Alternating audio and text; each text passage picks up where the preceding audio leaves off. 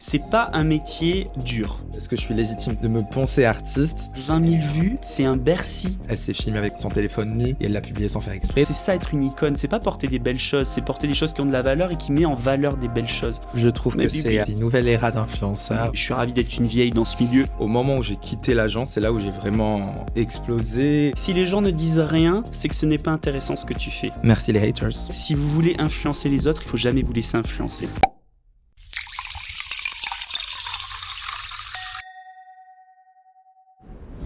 Bonjour, bienvenue dans le podcast Fashion Drinks. On a des drinks, on a des fashion. Trop cool. Et aujourd'hui, je vous ai invité pour parler un peu d'influence dans le milieu de mode, parce que à mon avis, vous avez des histoires à raconter. Je vous laisse vous présenter en 2-3 mots, comment vous vous appelez, qu'est-ce que vous faites dans la vie, etc. S'il vous plaît. À vous l'honneur. À moi l'honneur. Du coup, moi, c'est Vogue by Malek. Je suis chanteur et créateur de contenu. Ça fait depuis 2020 que je fais de l'influence. Je fais beaucoup de mode et j'adore ce milieu, donc j'ai plein de trucs à raconter. Voilà. Hello à tous, merci beaucoup Alex, je suis trop content d'être là. Moi je m'appelle Raphaël Sey, je suis mannequin et créateur de contenu, danseur, acteur, chanteur à mes heures parties.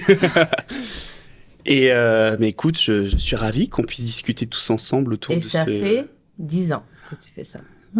13 ans, parce que j'ai bientôt 31 ans. Wow, on dirait pas du tout, hein. Ouais, merci. Non mais réellement, on dirait... C'est l'influence qui me maintient. C'est l'influence.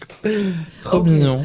Première question très simple, c'est quoi pour vous être influenceur dans le mode?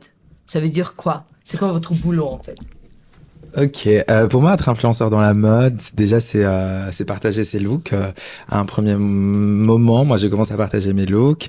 C'est s'inspirer un peu de tout ce qui se fait en termes de nouvelles collections, s'inspirer aussi d'anciennes icônes de la mode, donner son avis, avoir du culot. Moi, j'ai comme contenu, j'ai eu beaucoup comme contenu de marcher dans la rue, like a catwalk dans la mode. Donc, à mon sens, être influenceur de mode, c'est vraiment s'exprimer, que ce soit pendant la Fashion Week, mais aussi dans les rues. Voilà. Bah, c'était presque des catwalks politiques que tu faisais. J'avoue, c'était des catwalks très engagés. C'était pas simplement des catwalks, c'était absolument avec beaucoup de sens. Donc la mode est aussi politique, peut-être. Ah, mode est très politique. Très politique. Et pour toi, Raph? Eh bien, moi, j'ai commencé tout ça par le mannequinat. Donc, j'ai commencé à poster mes photos, mes campagnes, etc. Et ça a pris un peu d'ampleur au fur et à mesure des années. Après, j'ai un peu bifurqué vers la beauté aussi. Donc, je fais principalement de la beauté, du luxe et de la mode. Je suis aussi un activiste LGBT, donc pour moi tout ce que je fais ça a du sens de mêler la mode, l'art, la danse, etc. C'est tout. Il y a des ponts connectés entre chacun des milieux et chaque art. C'est très très important que chaque photo que je poste ou chaque chose que je fais, il y a un sens derrière, un message caché, que les gens comprennent ou ne comprennent pas. C'est un peu le but de l'art. J'avoue. Et c'est, oui, comme tu dis, c'est pas influencer, mais c'est donner du sens à ce qu'on fait par rapport à nos valeurs, notre éducation, ce qu'on voit dans la mode, dans la beauté, dans l'art en général. Et ouais, je pense que c'est très important pas d'influencer, c'est pas vraiment le terme que j'aime, mais de donner à réfléchir. Et donner un peu d'âme à ce milieu qui est la mode. Ouais. Et c'était quoi votre collaboration, la première collaboration ou le projet avec, je sais pas, que vous avez fait et on se dit, oh là, ça commence à vraiment prendre l'ampleur, ou peut-être c'est un marque de rêve avec qui vous rêvez de collaborer et après ça se fait et là on se dit, ah là j'atteins mes objectifs. C'était quoi votre projet, le premier projet dont c'était vraiment impactant et important pour vous? Moi, c'était ma première couverture mode avec le magazine Nylon. D'accord. Et avec Instagram. On avait le Nicolas Duro de Nylon pour Nicolas, une épisode de podcast. J'adore Nylon. J'adore Nylon et Nylon, ils sont vraiment avant-garde. C'est un peu leur DA, mais ils le sont réellement parce qu'ils ont cru en moi à mes débuts. C'était, je crois, il y a 3 ans. On avait fait la couverture avec Inve Chang, Marie Gagesh, Alison Toby et Dominique. D'ailleurs, on a tous une sorte de connexion aujourd'hui. On est tous chacun dans son milieu, en excelle un peu dans notre milieu. Et en fait, c'était ma première couverture mode où vraiment j'étais habillé en total look haute couture, où on avait toute une équipe derrière nous et on était un peu les 5 influenceurs mode choisis par Instagram pour représenter la mode à Paris. Et du coup, genre là, je me suis dit, bah peut-être Malek que de ta petite chambre et de ton pays, l'Algérie, parce que moi je viens pas de Paris, mais je suis algérien. Bah je pense que ça commence vraiment à prendre effet, ça commence ta voix compte, ton style plaît ou pas, mais en tout cas il y en a du style, ouais. Voilà. Et là, je me suis dit, bah écoute, Malek, je pense que tu peux te considérer comme influenceur, comme mode, comme je sais pas quoi. Mais ça, c'est un premier projet, et d'ailleurs que j'ai épinglé sur mon feed jusqu'à aujourd'hui, parce que ça reste quand même comme ma première étoile signée Vogue by Malek X Star. Voilà. Bientôt Hollywood, baby. Girl.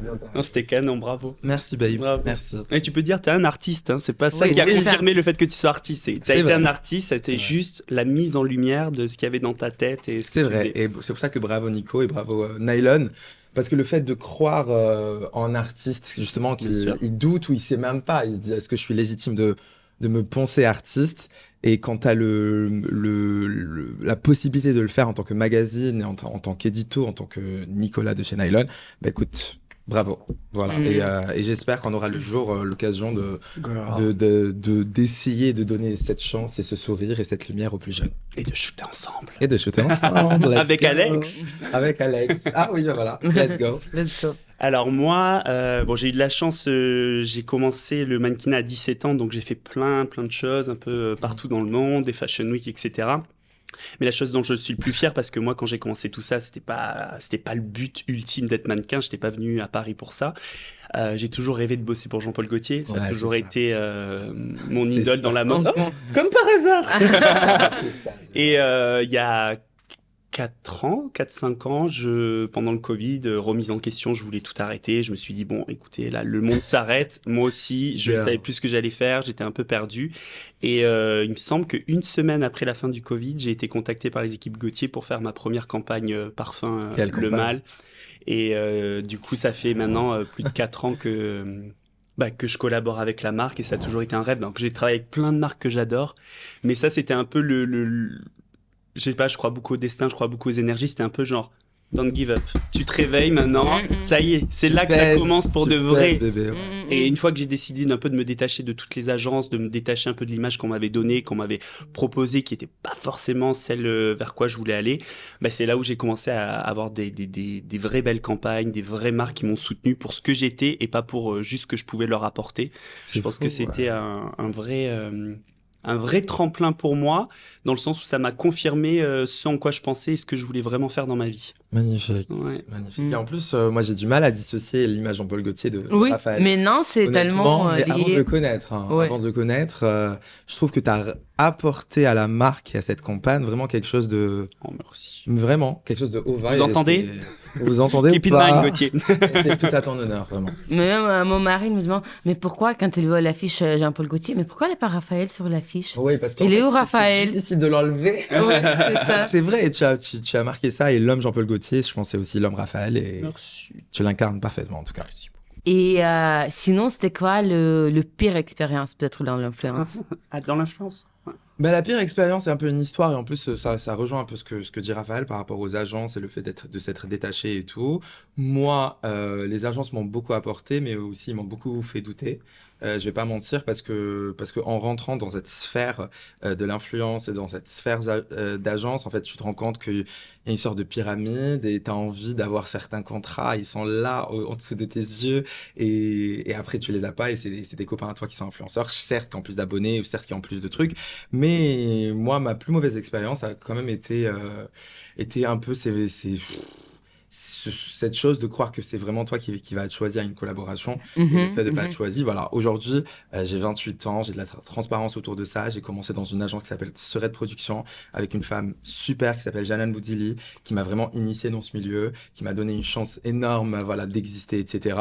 Mais après, j'ai eu l'occasion d'aller dans d'autres agences et de quitter ça. Et c'est vrai que au moment où j'ai quitté l'agence, c'est là où j'ai vraiment explosé, et en fait le fait d'être un peu mon propre agent et de moi me réveiller le matin, d'envoyer les mails à des marques que je veux, et je pense il n'y a pas meilleur défenseur que nous-mêmes, en tout cas envers nous-mêmes.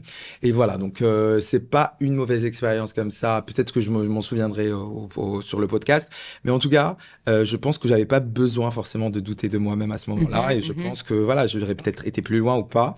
Mais en tout cas, voilà, s'il y avait une mauvaise expérience à dire avec l'influence, c'est vraiment ce truc de concurrence, ce truc de un contrat pour 10 influenceurs, et parfois tu l'as, parfois tu l'as pas. Voilà. Mais je pense que dans les agences, c'est souvent le problématique parce qu'ils ont presque genre 5-10 personnes avec le même profil et après, les clients n'avaient pas forcément les sous pour collaborer avec le 10. Et c'est comme ça C'est vrai que c'est pas de leur faute, c'est Ouais. difficile parce que souvent, en plus, on est des personnes quand même, bon, avec une âme artistique, des personnes un peu à fleur de peau. Donc c'est vrai, ça doit être difficile d'annoncer à quelqu'un qui veut la collab qui l'est pas. Mais je sais pas.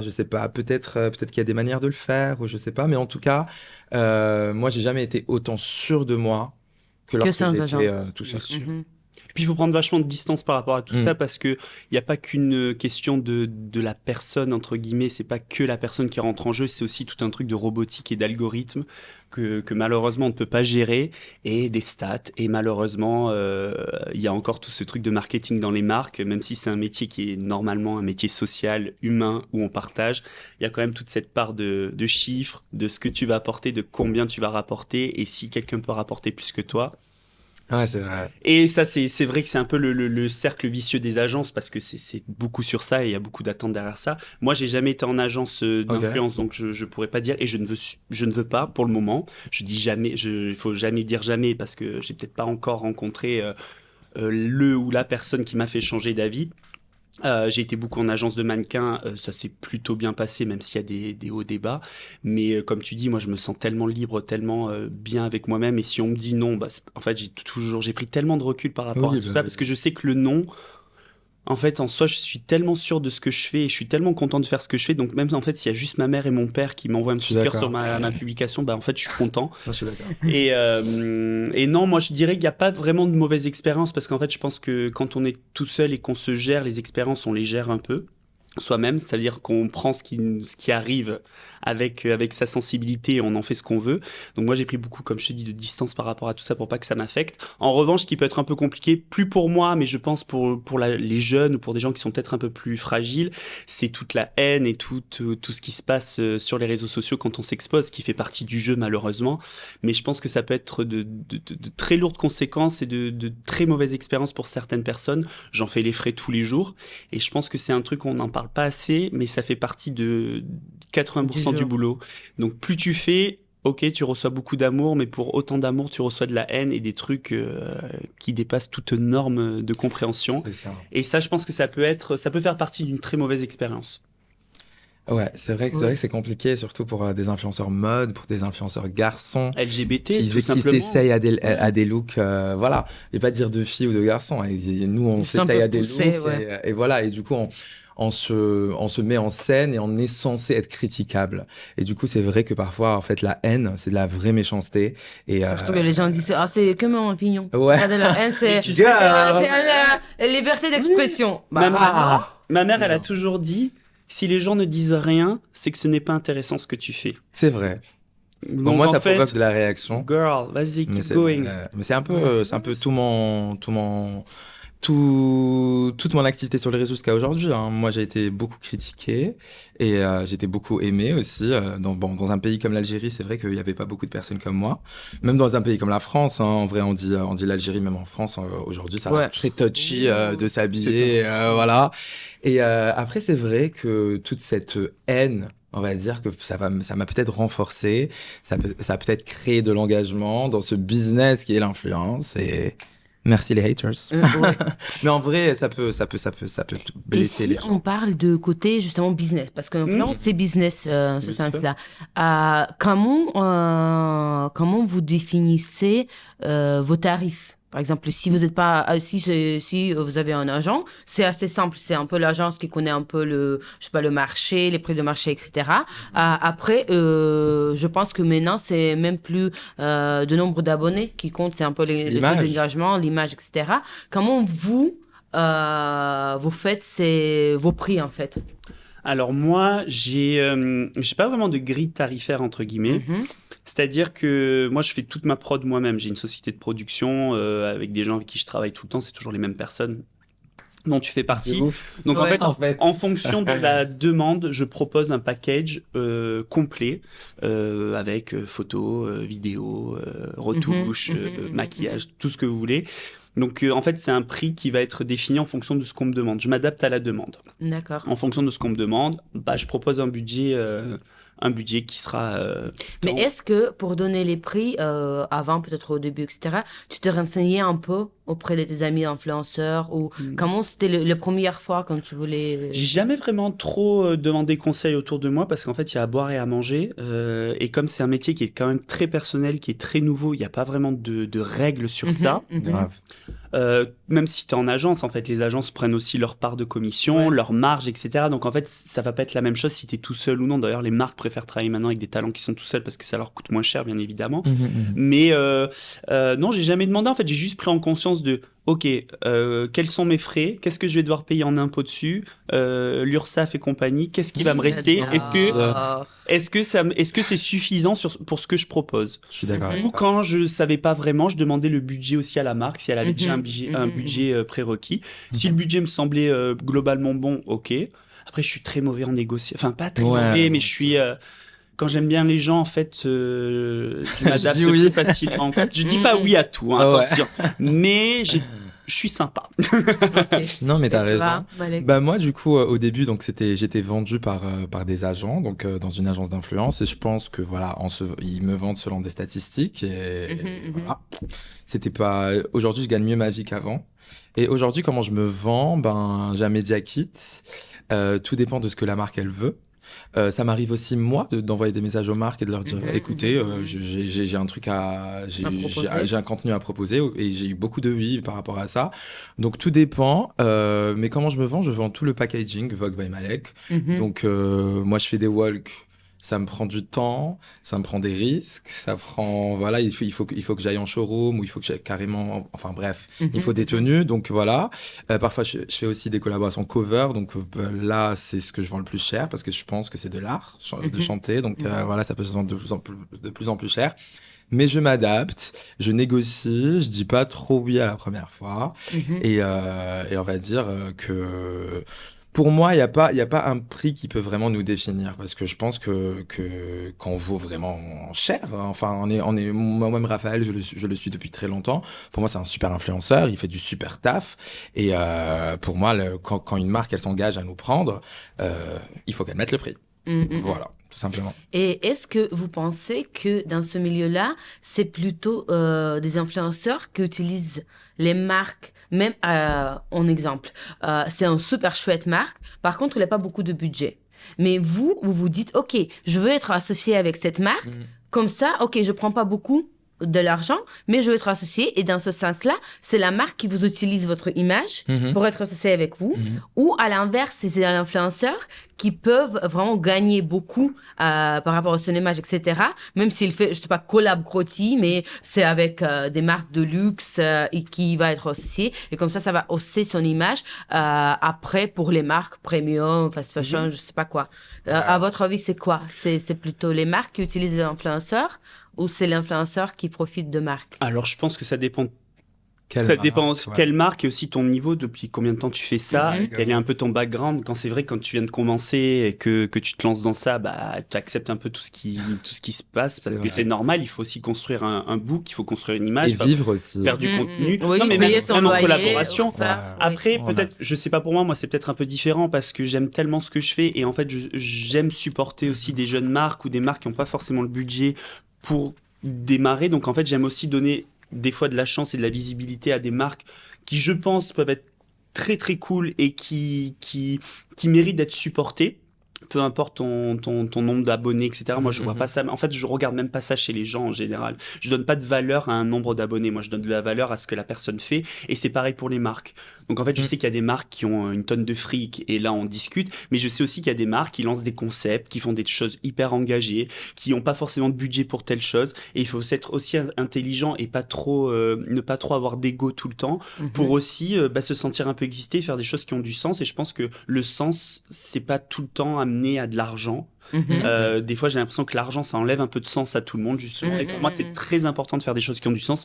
Donc, encore aujourd'hui, ça m'arrive à de maintes reprises de faire des collaborations non rémunérées, de supporter des jeunes designers, de me faire supporter par des marques aussi, des fois, parce que ça me fait plaisir, ou parce que je vois une pièce qui me plaît, parce que je vois quelque chose que j'ai envie d'essayer, que j'ai envie de porter. Et j'ai aucun problème à le faire et à le dire. Et de toute façon, moi, c'est très clair. quand c'est une pub, ça se voit, et quand c'en est pas une, ça se voit aussi. Donc, Ok. Du coup, toi, tu te sens pas, entre guillemets, utilisé si c'est la marque qui te paye pas, mais toi, C'est un tu le fais en échange. promotion, c'est un échange. Bah, du moment que tu C'est vrai, l'acceptes, c'est en fait, c'est toi qui décides un peu. On te met pas le couteau sous la gorge, entre guillemets. On te propose un projet qui te plaît, il n'y a pas d'argent, tu dis oui. Je pense pas que c'est la marque qui se serve, c'est un échange de bons procédés. C'est parce qu'en fait, tu penses qu'il y a de l'intérêt derrière, qu'il y a du sens. Moi, par exemple, pendant la Pride, je fais une tonne de collabs avec plein de marques parce que je sais que derrière, il va y avoir des dons pour des associations, parce que je m'engage sur ça, parce que je sais que ça va me permettre de porter ma voix peut-être sur d'autres horizons, sur d'autres communautés qui ne comprennent pas peut-être pas les cas LGBT. Donc c'est hyper important pour moi, même si c'est une marque qui a de l'argent, mais je sais qu'en fait, juste le fait qu'elle va faire de la promotion autour de ça, mais en fait, ma voix va être plus entendue, plus écoutée, et c'est hyper important de le faire aussi. Et pour toi, Malik? Bah, je suis absolument d'accord et c'est bien aussi d'être un peu témoin du commencement d'une marque et d'être un peu à ses débuts. Moi, je sais que j'ai collaboré avec des marques comme Équateur. Par exemple, c'était un fournisseur d'énergie et au début, c'était tout petit, on va dire. Et aujourd'hui, il est partenaire de festivals. J'ai vu sa pub la dernière fois au Galeries Lafayette et je suis hyper content d'être à ses débuts. Et c'est des marques, en fait, qui, en tout cas, m'ont toujours respecté, que j'ai toujours respecté. Il y a aussi Topologie. Topologie, Topologie, qui on sont adore. des bébés que j'adore et vraiment c'est des personnes humaines. Oui. Trop mignon. C'est des personnes humaines qui aujourd'hui ils collaborent par exemple avec APC, ils collaborent avec bien, ouais, Polaroid. ouais. T'as vu, c'est hyper Très, beau. très belle. Et donc en fait moi pour un peu pour voilà expliquer s'il y a des gens peut-être qui s'y connaissent pas dans le milieu, moi je pense que ça commence les marques la relation marque influenceur commence par une invitation à un événement. Souvent, en tout cas moi ça a toujours été comme ça. Gifting. Voilà, après gifting, et après, s'il y a des bons rapports dans les deux sens, une collaboration rémunérée, c'est une sorte d'accomplissement donc dans les deux camps. Et je pense que la collaboration rémunérée, normalement, elle est quand même assez réfléchie. En tout cas, ça, c'est surtout les marques qui commencent. Après, les grandes marques, et c'est un autre sujet pour moi. Moi, quand je vais recevoir, par exemple, un message d'une marque de haute couture, honnêtement, même si c'est pas rémunéré, j'adorais que ce soit rémunéré, mais j'accepte quand même. Après, voilà, c'est pour répondre à ta question que ça peut aussi nous servir pour notre image. Moi, après, voilà, aujourd'hui, j'aimerais bien, même pour moi, travailler avec de plus grandes marques, parce qu'aujourd'hui, on a envie, moi, par exemple, au niveau du style, j'ai envie de mieux m'habiller, donc j'ai envie de collaborer avec des plus grands créateurs. J'ai envie un peu de mieux vivre, donc je vais essayer de faire plus d'efforts pour avoir plus de collaborations rémunérées. Bref, en tout cas, voilà, donc c'est beaucoup dans les deux sens. Mais c'est assez grand et général cette relation. Mais sinon, moi, je me suis pas encore senti utilisé. Et si je me sens utilisé, je dis non. Par exemple, là, dernièrement, bon, je vais pas dire le nom et tout, mais j'étais invité à un festival. Et j'ai été quand même beaucoup de fois invité à un festival. Je suis quelqu'un qui adore la musique, je suis quelqu'un qui adore danser et tout. Mais là, dernièrement, j'ai dit, bon, écoute, c'est pas le festival dans lequel tu voulais aller. Donc, j'ai demandé que si ça allait être rémunéré, les stories. Ils m'ont dit non. J'ai dit que je refusais l'invitation. Voilà. Donc, voilà. Est-ce qu'il y a un son pour lequel vous accepterez de travailler avec une marque, pas méchant, peut-être pas fast fashion, mais qui pas forcément votre style? Je parle de style vestimentaire, ok? Pas de valeur, etc. Mais ça te plaît pas forcément, ça va pas avec ton style, mais ils ont du budget. Et c'est quoi comment ça fonctionne? Alors, elle est cool cette question. Alors, moi, je pense que justement, notre travail, c'est de mettre notre patte, peu importe ce qu'on nous propose. Grave. D'accord. En fait, si t'attends qu'on s'adapte à toi avec ce qu'on fait avec Malek, c'est tellement un peu niche en France actuellement. En fait, il y a pas 36 marques qui le font, tu vois. C'est vrai. Donc, en fait, si t'attends qu'on s'adapte à toi, c'est pas vraiment ton travail, entre guillemets. C'est comme, par exemple, quand t'es maquilleur, on va te proposer une marque de supermarché et du Chanel. Est-ce que tu peux nous faire un make-up? Bien évidemment qu'il va te faire un make-up, même si c'est pas le même standard. Donc, en soi, non, moi j'ai aucun problème. Alors après, bien évidemment, je regarde derrière les causes, comment c'est fait, etc. Si c'est pas un truc complètement bullshit. on parle pas de ça. Voilà, bien évidemment, je vais pas aller faire de la promotion d'une marque bullshit, mais si par exemple ouais, ça peut être une marque de sport. Alors moi, je suis jamais sport, voilà. Ouais, mais en fait, je peux montrer que on peut être full glam et porter un jogging, il y a aucun problème et j'ai aucun souci à ça et ça m'amuse énormément de le faire.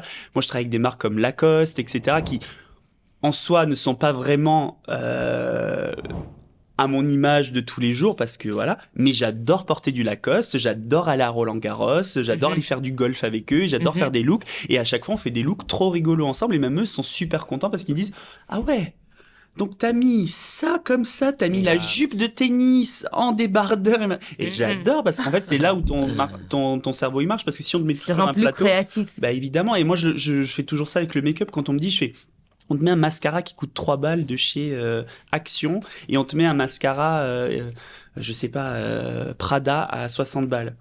Tu peux me faire un look. Si c'est ce que t'aimes faire du maquillage, tu peux me faire un look. Alors oui, peut-être qu'il tiendra un peu moins longtemps, mais tu peux me faire un look. D'accord. Donc moi, je pense qu'on peut le faire. Grave. Et grâce à ça, on a de bonnes surprises. En parlant de sport, moi, en ce moment, je collabore avec Nike. D'accord. Et pareil, ça avait commencé en mode, bon, c'était un challenge et pour eux et pour moi de collaborer ensemble. On avait passé 3 jours ensemble, c'était Nike Woman. Et à la fin, ils ont dit, ils étaient assez surpris que la personne qui incarne le plus les valeurs Nike Woman et Nike Sport, ce soit moi. C'était Vogue by Malek. C'était Vogue by Malek. Donc voilà. Donc, c'est ça, girl. Parce que du coup, c'est un bon challenge et c'est tout notre travail. C'est vraiment tout notre travail parce que moi, je sais, je pense que t'es comme moi, quand on reçoit le brief et tout, c'est bon. Du coup, pour les gens qui disent vraiment l'influence, c'est pas un travail, etc. Moi, c'est vraiment psychologique, physique. J'y pense. Je m'inspire de tout tas de choses et tout. Et je pense que c'est, je vais pas dire encore mieux, mais en tout cas, quand c'est une marque ou qu'on porte pas ou voilà que ce soit pas vraiment dans notre ADN, etc. Je pense que c'est vraiment cool ce métier d'influenceur pour essayer vraiment d'apporter notre touche. Oui, mais c'est bien qu'on parle de métier d'influenceur parce qu'il y a beaucoup de gens qui ne comprennent pas qu'est-ce que ça veut dire en fait d'être influenceur et c'est bien qu'on parle un peu de derrière, c'est que derrière chaque post, derrière chaque story, il y a Beaucoup quoi? Il y a d'heures des de travail, efforts, il y a beaucoup de travail, il y a de production, etc. Est-ce sûr. qu'il y a en partie de métier que vous détestez faire? Oh, t'es ouf. Alors, en gros, pour revenir juste sur le métier d'influenceur que Oui, les vas-y, gens en c'est perdent, vrai. parce qu'en fait, je pense qu'il y a beaucoup de gens aussi qui font ce métier et qui s'expriment un peu mal et qui ont pas forcément, qui donnent pas forcément les bonnes codes et les bonnes valeurs qu'il y a derrière ce métier-là. C'est pas un métier dur. Soyons clairs, c'est pas un métier dur, c'est pas un métier fatigant entre guillemets physiquement, c'est pas un métier éreintant. Des fois. Non, c'est pas, on peut pas dire que c'est un. Parfois, Tu peux pas dire oh là là, mon Ouais. Dieu. Non, too much. C'est un métier qui est psychologiquement comment dire, pas absorbant, mais qui te draine parce que tu réfléchis tout le Oui, temps, c'est t'es toujours ça. en train de faire plein de choses. Donc en fait, niveau mental, c'est vrai que c'est un métier qui est très énergivore. Tu donnes beaucoup d'énergie parce Absolument. que tu donnes de toi-même. Mais comme les chanteurs, comme les danseurs, comme les acteurs, Absolument. c'est des métiers qui sont très énergivores, parce que tu es tout le temps entouré de gens.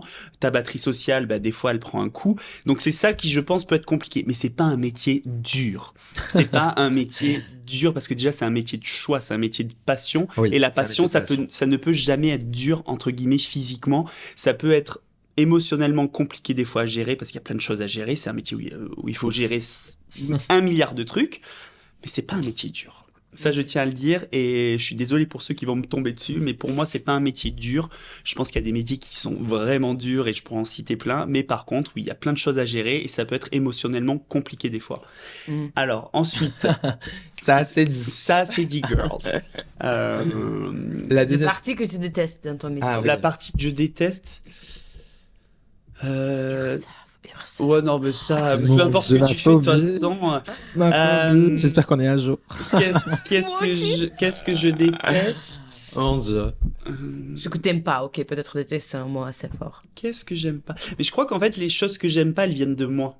C'est ça le problème, c'est comment moi je prends les choses. En fait, des fois, c'est vrai qu'il y a des gens qui sont pas très sympas, il y a des relations qui se passent pas très bien parce que c'est beaucoup de métiers d'intérêt, des métiers d'ego. Donc forcément, t'es entouré de gens et tu vis avec les gens et tu travailles avec les gens et tu travailles pour les gens. Donc forcément, il y a des fois moi, je pense que c'est plus un relationnel, mais c'est moi qui prends trop à cœur ce que je fais et qui aime un peu trop les gens, entre guillemets, et qui des fois descend de quelques étages parce que je me prends des claques, parce que je suis peut-être sans prétention un peu trop sympa sur plein de points. Donc je pense que c'est plus moi, mon relationnel avec les gens qu'il faut que je retravaille et qui me rend les choses très compliquées émotionnellement des fois et c'est ce que je déteste. Et toi, Malek? C'est un métier hyper surprenant. Moi, la partie que j'aime le moins, j'adore mon métier parce que vraiment, c'est un métier. Aujourd'hui, moi, j'adore parler, j'adore chanter, j'adore catwalk, j'adore faire la mode. C'est vraiment un métier qui englobe tous les trois et je le fais vraiment avec plaisir. La partie que j'aime le moins, c'est un peu le montage. Parfois, ça prend quand même du temps. Après, c'est vraiment le cœur de notre métier, de monter les vidéos. Et en fait, ce qui est assez surprenant avec ce métier, c'est que parfois, tu mets je ne sais combien d'heures à faire une vidéo et il y a une vidéo que tu prends en 5 secondes, tu publies les 2 vidéos et c'est la vidéo que tu prends en 5 secondes qui fonctionne le plus. Pour moi, c'est C'est, TikTok. J'ai jamais compris. Non, mais jamais c'est- compris. C'est pour rebondir sur ça, c'est Ouais. ce que je dis à tous les jeunes qui veulent se lancer sur ça, c'est des robots. Ce Oui. n'est pas qu'on ne vous aime pas ou que ce que vous avez fait c'est pas bien. Moi, tu vois, toutes les vidéos hyper édito que je fais où je passe des heures dessus, elles font rien, mais je m'en tape parce que moi, elles me plaisent et je sais que Absolument, et c'est en ta revanche, vitrine. et puis même, en C'est revanche, la je sais vitrine, que la c'est beau. vidéo, pas pourrie, mais que je vais faire en 2 secondes, elle va cartonner, mais dans 3 jours, plus personne s'en souvient. C'est vrai. La vidéo Ah, c'est où vrai. j'ai mis 1 C'est milliard de temps, C'est les vrai. gens qui doivent s'en souvenir, C'est ils vrai. s'en souviennent. C'est vrai. Et en fait, c'est ça où il faut donner de l'importance parce qu'en fait, oui, effectivement, sur TikTok, là, si je me mets le doigt de l'année et que je gobe le micro, on fait 1 million de vues, mon ange. 1 million de vues. Je le sais. Mais est-ce que, c'est 1 million de vues? Oui, Pour c'est le vrai. bon raison. Est-ce que, moi, je préfère faire 10 000 vues, mais 10 000 vues avec des gens qui comprennent, qui sont contents de voir ça et qui ont de l'intérêt pour ce que je vais proposer, que faire 1 million de vues et me faire insulter toute la journée, de me faire menacer de mort, de me dire que je m'en tape, laissez-moi tranquille, laissez-moi avec mes 10 000 personnes et je suis ravi. Et 10 000 personnes, on se rend plus compte. Mais il y a des gens qui disent, oh là là, mon Dieu, j'ai fait que 20 000 vues. Les Ouais, gars, c'est 20 000 énorme. vues, c'est un Bercy. C'est Grave. comme si, en fait, tu mettais une Grave. pub sur les écrans du Bercy qui la voyait. En fait, il faut se déconnecter 5 minutes. 20 000, c'est énorme. 5 000, c'est énorme. 1000 personnes qui t'écoutent, c'est énorme. C'est ça que c'est hyper juste et c'est hyper intéressant, mais c'est pour ça que je pense que il y a des gens qui comprennent pas cette histoire de cas parce qu'il y a des gens qui ont des 10, des 20 cas qui font carrière dans l'influence et qui travaillent avec de super marques. Il y a des gens qui ont peut-être des, je sais pas, 400, 500 000 et qui peut-être travaillent pas avec, bref. Mais ça rejoint totalement ce que tu dis parce que je pense que c'est la passion Oui. qui définit de base un créateur de contenu et qui fait que, parce que je pense qu'on fait aussi carrière là-dedans. C'est beau de voir un peu de gravir les échelons, c'est beau d'être invité, etc. Et je pense que les marques voient justement ton investissement quand tu fais tes vidéos édito, elles sont vues. Mais même si elles sont pas vues autant que si tu fais une vidéo à 5 secondes, enfin, où tu gobes le micro et tu fais un million. Regarde. Mais je pense que c'est très, très, très, très juste ce que tu dis. Et parce qu'il y a beaucoup dans l'influence, il y a beaucoup de gens qui disent, ah, mais je comprends pas, lui, il a que 10K, il est invité, lui, il a que 10K et C'est trucs. pas ça qu'il faut. Mais c'est exactement. En fait, c'est quelqu'un qui a un vrai univers, un vrai ADN, Non, et puis qui même- bosse. Et puis qui a eu de la chance ou qui connaît peut-être un tel d'un Ouais. tel et qui. Mais il faut peut-être- aimer Et oui. l'influence pour. Et qui harcèle peut-être 10 000 fois la personne par jour pour être Oui, invité mais- à ce truc-là. En fait, il y a tellement de choses à prendre Grave. en considération dans ce milieu-là. Et moi, ce que je dis le plus important, parce que je l'entends tout le temps et ça fait tellement longtemps que je fais ce métier-là et j'ai commencé ce métier-là sans tout ça. En fait, il n'y avait pas TikTok, il y avait les débuts, les prémices d'Instagram et de Facebook où il n'y avait pas tout ça de vues, Ouais. on s'en tapait des vues. On avait des pages Facebook, si t'avais genre 100 membres, t'étais une star, quoi, tu vois. Et Twitter, tu vois ce que je veux dire? Maintenant, en fait, on qualifie tout ça. Et ce que je veux dire, c'est que même avec des marques, et moi, je fais beaucoup de consulting maintenant avec les marques où je leur explique, je leur fais, mais vous voyez, ok, cette vidéo-là, elle a fait 3 millions de vues. Sur les 3 millions de vues, la moitié des commentaires, c'est que des insultes et pour dire que votre produit, il est merdique. Vous Déjà, allez pas. en fait. Donc, déjà, sur ces 3 millions de vues, vous pouvez enlever 2 900 000 Ouais. bullshit. Elle sert à quoi? Moi, je préfère avoir une vidéo de quelqu'un qui a fait 30 000 vues que des trucs gentils où j'ai envie de tester ce truc. Ah, c'est trop beau, ça me donne trop envie. Je fonce l'acheter. T'es trop belle. T'es incroyable. Waouh. Et là, en fait, t'as un algorithme qui n'est à 99% positif plutôt qu'une vidéo qui te fait péter les scores. Grave. Mais où en fait, tu te fais dégommer, tu te fais lyncher.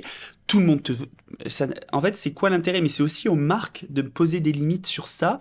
Et de donner de la valeur aussi à 20, 30 000 vues qui sont bonnes que de mettre que de la valeur sur du 2, 3, 4, 5. Mais est-ce que tu penses C'est vrai, je suis que d'accord. les marques se rendent compte, il existe toujours des marques Ouais. qui préfèrent quelqu'un avec beaucoup plus d'abonnés par rapport aux images? Vous voyez ce que je veux dire? Ah. Parce qu'au début, Oui. c'était les Oui. abonnés qui comptaient. Là, ça a changé un peu. Oui, je confirme que même avec 10K, etc., tu peux avoir des très belles collaborations. Mais est-ce qu'il reste encore des marques qui se disent, ah, ok, il y a 3 millions d'abonnés, let's go, même s'il est un peu l'image, je sais pas, cheap ou quel que ça soit.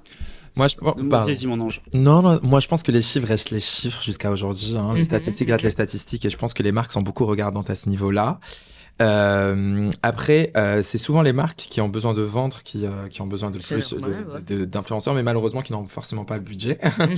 Donc c'est un peu illogique ce système. Mais je pense que quelqu'un qui a des chiffres, malheureusement, même s'il a des commentaires mauvais, etc., et on le voit, Mhm. et c'est pour ça qu'il faut vraiment un travail là-dessus par rapport aux marques. Mais ouais, je pense que jusqu'à aujourd'hui, les influenceurs images se défendent bien. Mhm. Moi, je m'estime comme un influenceur image, Mhm.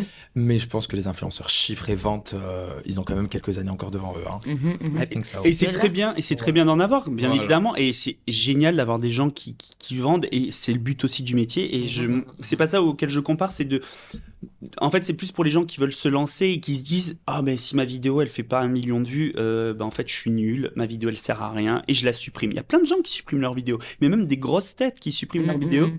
en se disant, oh, j'ai fait un flop, je supprime. Mais elle te plaît ta vidéo, mon ange. C'est pas grave. C'est pas un flop. 10, 20, 30 000 vues, même si tu fais 300 000 vues habituellement, c'est pas un flop. C'est juste que peut-être l'algorithme, il a pas vu ta vidéo. Mhm. Mais toi, elle te plaît. Et peut-être que dans un mois, l'algorithme, il va tomber dessus, il va la remettre en avant. C'est pas grave. En fait, il faut se dédramatiser ce truc de, oh mon Dieu, les gens, ils vont voir que celle-là, elle va faire ci, donc ils vont penser que. C'est toujours par rapport aux autres. C'est même pas par rapport à ça, parce que la plupart du temps, ce que t'entends, c'est, oh, mais mon Dieu, si on voit ça, les gens, ils vont penser que je suis nul, que je fais plus de stats, que je suis fini. Mais rien à voir, personne n'est fini parce qu'à un moment dans ta vie, t'as fait un peu Ouais. moins de vues. Enfin, c'est comme un film, c'est comme les acteurs. Tous les acteurs font pas des box-office. Il y a des films, des Nicole Kidman, des Brad Pitt, ils ont fait des films qui ont pas marché. Ça veut pas dire que le film est mauvais.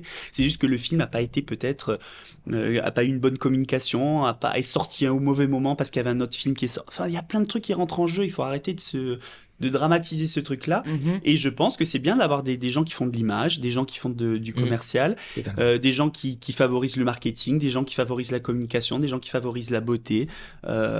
Chacun voit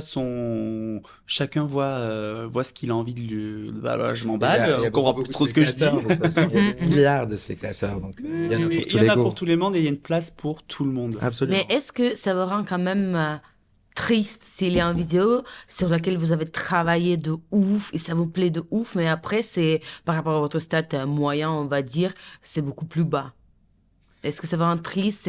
Ça évoque quelles émotions? Bah oui, ça rend quand même triste parce que bon, encore une fois, il y a la passion qui rentre en jeu, et les heures un peu de travail ou pas. Hein. Bah, je pense que Raphaël, il a un peu tout dit. En fait, c'est juste, on a l'impression que c'est dramatique et qu'il en faut pas forcément. Mais c'est vrai que sur le moment, surtout que en fait, aujourd'hui, l'algorithme, il change à chaque fois. Mhm. Surtout que TikTok, par exemple, aujourd'hui, il prend le leadership. Donc, Instagram veut ressembler à TikTok. Après, TikTok veut ressembler à Instagram et vice-versa. Et donc, en fait, je pense pas que c'est la faute à l'influenceur forcément. Mhm. Et aujourd'hui, vu que Instagram veut que de plus en plus qu'il y ait des créateurs de contenu, donc il met tout le monde sur le même piédestal. Donc, que tu aies un historique d'influenceur ou que ça fait 4-5 ans, on s'en fiche. Aujourd'hui, je pense que l'algorithme, il se base sur les enregistrements, sur les partages, sur les commentaires. Ouais. Mhm. Demain, il va se baser sur des likes, etc., etc. Mais pour répondre à la question, est-ce que ça te rend triste? Bien évidemment. Enfin, Mhm. sur le moment, moi, honnêtement, ça me met 5 minutes après. Et après, je me Mhm. dis, après, j'ai un commentaire d'un mec Mhm. et qui met un commentaire comme ça sur ma vidéo. Malek, je t'aime, bravo, vraiment, ça m'a donné envie de faire ce que tu fais. Et je me dis, mais oh, Malek, genre, ça fait 5 minutes, tu disais, c'est fini. Oui, Je regarde plus le téléphone. Et puis tu tous vois. les gens, il faut dire aussi que tous les gens Waouh. avec ce qu'on fait, t'as plein de gens qui commentent pas aussi, mais juste de voir Oui. cette vidéo, ça fait du bien aux gens. De ouf. Exemple, regarde, je vais vous montrer un Oui, petit exemple. parce que ma prochaine question, c'était Tiens, quoi les ça. commentaires que vous avez touché le plus? Je vous montre Dans un vos- exemple juste rapidement de ce truc-là, en plus, Vas-y. t'es dedans. TikTok, pendant la Fashion Week, on a posté cette vidéo. Tu te rappelles de celle-là? Oui. Ça. Easy. Oh, Elle me my met God. juste ma veste. 600 000 vues, ok? Slay. Ah oui? Je l'ai même pas Easy, vu. easy. J'ai fait cette vidéo qui m'a pris un temps monstre, Ah, genre super édito, magnifique. ah. Ouais. 23 000 vues.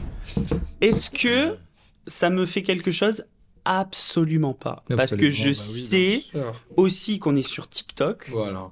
qu'on touche une communauté qui est peut-être plus axée sur quelque chose qui est plus facile à comprendre, et que peut-être les 23 000 vues que j'ai fait, c'est 23 000 personnes qui sont peut-être un peu plus dans le secteur de la mode, qui sont peut-être un peu plus penchées sur ça, et les autres, ça va plus être « Oh mon Dieu, il a mis un look de fou, qu'est-ce que c'est ?»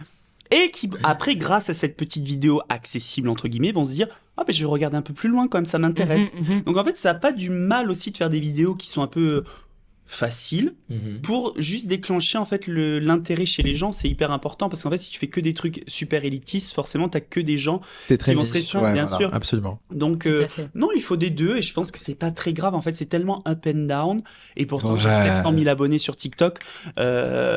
En fait, je regarde plus. Il y a plus de rapport entre abonnés parce que ma vidéo elle va marcher sur TikTok, elle va pas marcher sur Insta. Ouais, ça arrive Inversement, souvent, ça. C'est vrai, c'est vrai. c'est vraiment genre, tu sais, ça doit être, c'est des robots qui disent, ok, celle-là, why not? Ou si on commence à s'énerver, Ah, on va vit perdre. plus. Et en fait, t'as même plus envie de créer. Et moi, je connais plein de gens qui en fait, ça les démotive parce qu'ils se disent, ah ben en fait, du coup, c'est nul ce que je fais. Mais non, c'est pas nul ce que tu fais. C'est Ah, pas c'est des vrai. vues qui doivent valider ce que tu fais. Jamais de la vie. Je suis d'accord. Et pour revenir à la question de retour de gens, etc., il y a de la haine dont on a parlé, mais c'était La haine quoi? et l'amour. Ouais. C'est quoi le commentaire ou le retour que vous avez touché le plus? Le DM que vous avez reçu? Et là où peut-être tu te souviens de genre, J'en ai plein. deux je- types Attends. de commentaires qui vous rendent heureux et qui vous disent ah oui, ça, c'est bien ce que j'ai fait, j'ai bien choisi mon métier, je veux continuer de le De faire. ouf, de ouf. Moi c'était dernièrement, parce que ma sœur s'est mariée. Voilà. Bravo. Et j'avais donc ma mère qui est venue me visiter ici en France et ma mère vit en Algérie. Moi, je vis en Algérie, ma sœur vit en Algérie. Donc, moi, je me suis lancé sur les réseaux. Je suis à la fois algérien mais également parisien. Mais on va dire que j'ai eu beaucoup de communautés qui s'est retrouvée en moi dans un peu cette Algérie ouverte d'esprit, nouvelle, belle, qui n'a pas peur et qui est aussi pour moi la vraie Algérie. Hein. Bon bref. Mais en tout cas, donc moi je suis quelqu'un dans la société algérienne où je montre ma sœur, je montre ma mère. D'autres ne le font pas parce qu'il y a ce truc de t'es un homme, tu montres pas les personnalités féminines de ta famille. Voilà. Et en fait, dernièrement, j'ai montré une vidéo où ma mère vraiment elle dansait en tenue traditionnelle algérienne, gare, en tenue traditionnelle algérienne sur une musique algérienne et tout ça. Et là, j'ai eu un commentaire en arabe. Et le fait qu'il soit en arabe, ça m'a d'autant plus touché. Moi, je suis vraiment 50% francophone et arabophone, mais je vais pas mentir que j'ai grandi francophone, j'ai étudié francophone, j'ai parlé francophone, et le fait que ce soit un commentaire arabe, ça veut dire que ce soit pas non plus que ma niche d'abonnés, mais ce soit quelqu'un vraiment issu de la société algérienne. Donc voilà, et qui a fait un commentaire, mais genre, et que j'ai partagé en story, hein.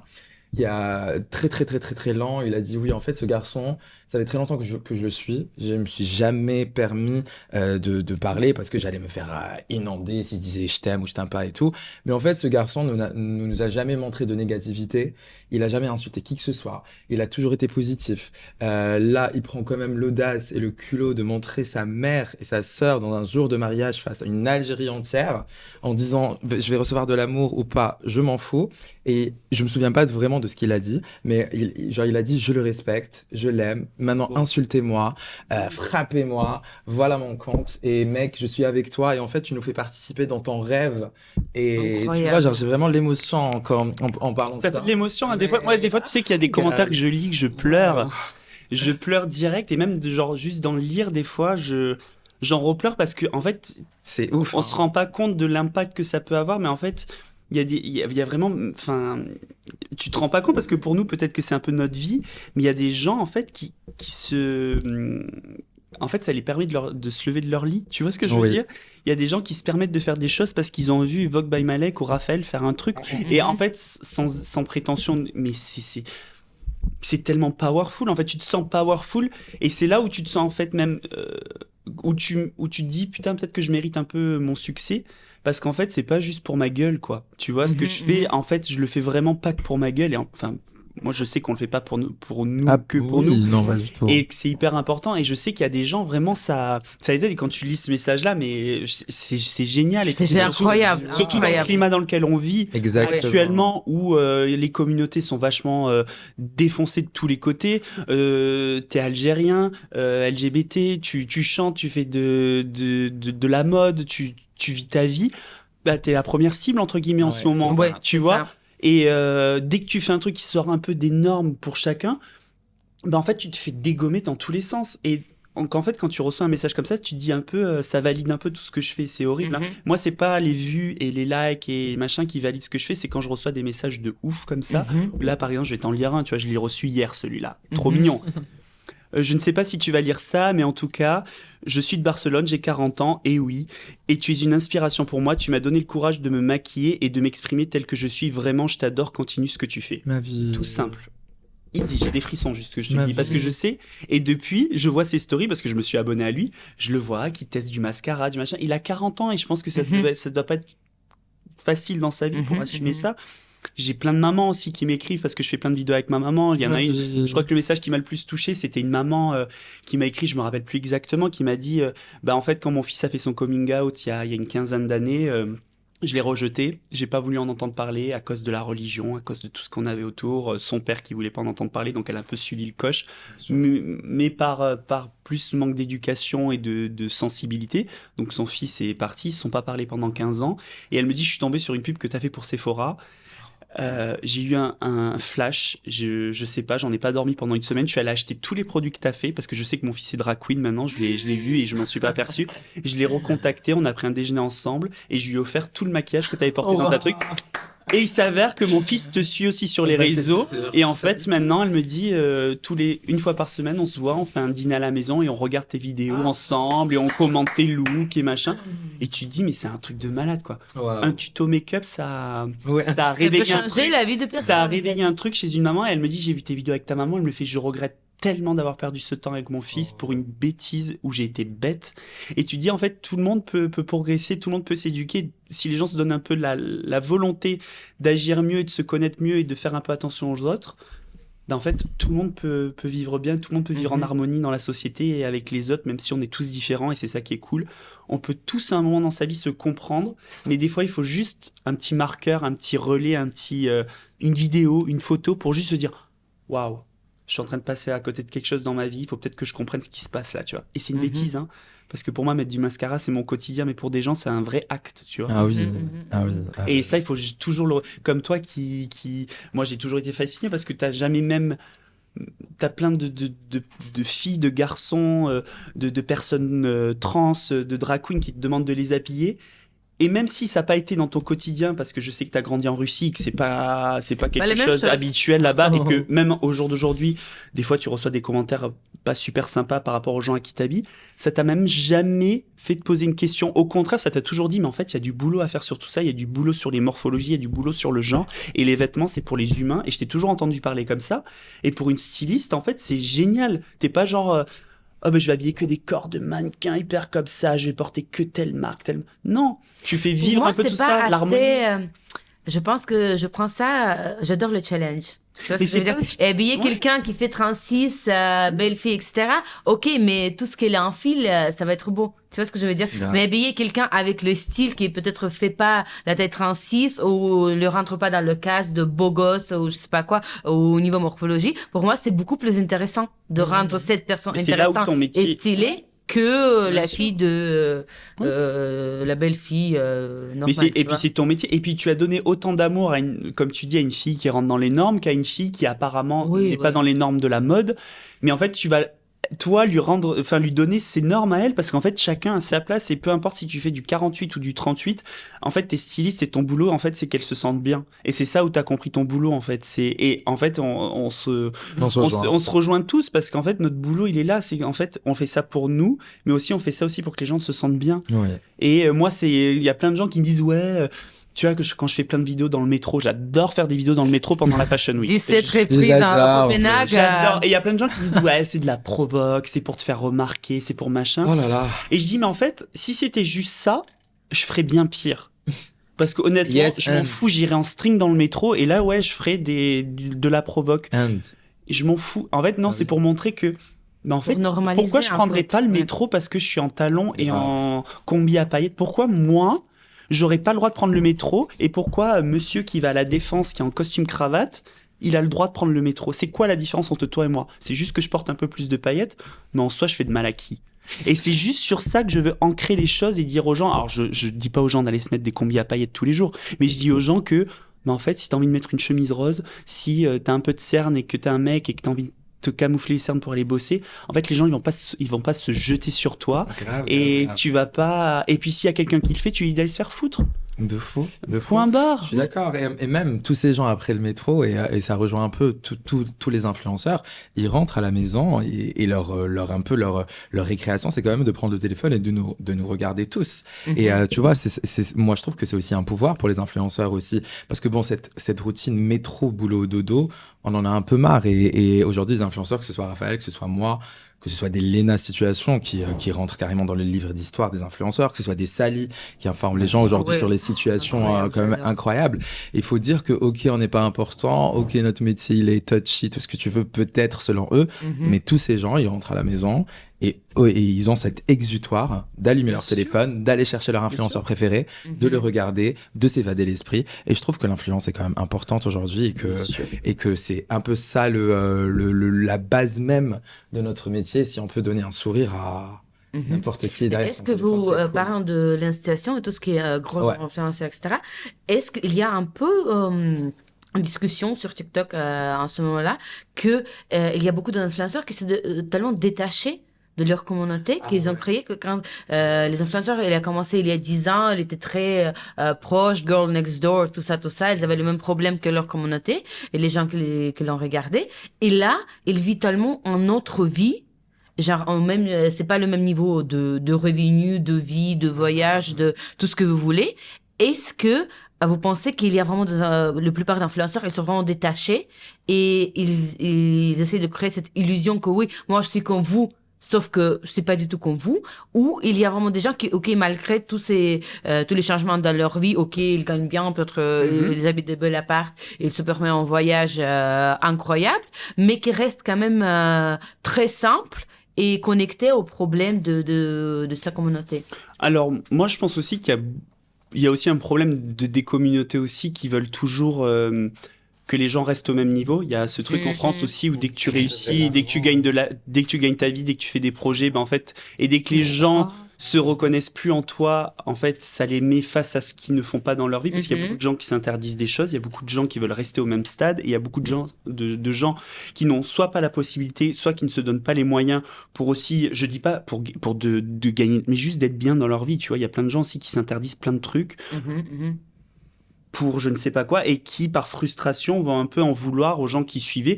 Mais c'est normal que si tu as 10 ans de carrière, bah, j'espère que quand même, en 10 ans de carrière, bah, t'évolues un peu, que ta carrière, elle prend un peu un envol, que tu as des projets qui deviennent de plus en plus gros, parce que c'est triste, sinon, si tu stagnes pendant 10 ans, que tu proposes pendant 10 ans la même chose.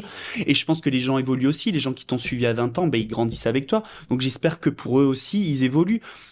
Donc, moi, je pense qu'aussi, si tu suis vraiment la personne, eh ben, tu suis ce qu'elle fait, et si ça te plaît plus ce qu'elle fait, tu te désabonnes, et puis basta, tu passes à autre chose. Ça peut être normal aussi, on peut ne plus aimer ce que la personne propose, et il y a pas de souci, mais aller la harceler toute la journée en lui disant « Ah, ben il y a 10 ans, tu mangeais au McDo, maintenant tu manges au Ritz. » Bah, girl. peut-être qu'elle mange toujours au McDo, et qu'elle a peut-être tout simplement plus envie de le montrer parce que peut-être qu'elle a mûri, peut-être que c'est plus dans son truc, et c'est pas grave. Si toi ça te gêne autant, c'est pas grave, tu peux te désabonner, mais ça sert à rien d'harceler la personne pour qu'elle change. On change jamais personne et on demande pas aux gens de changer.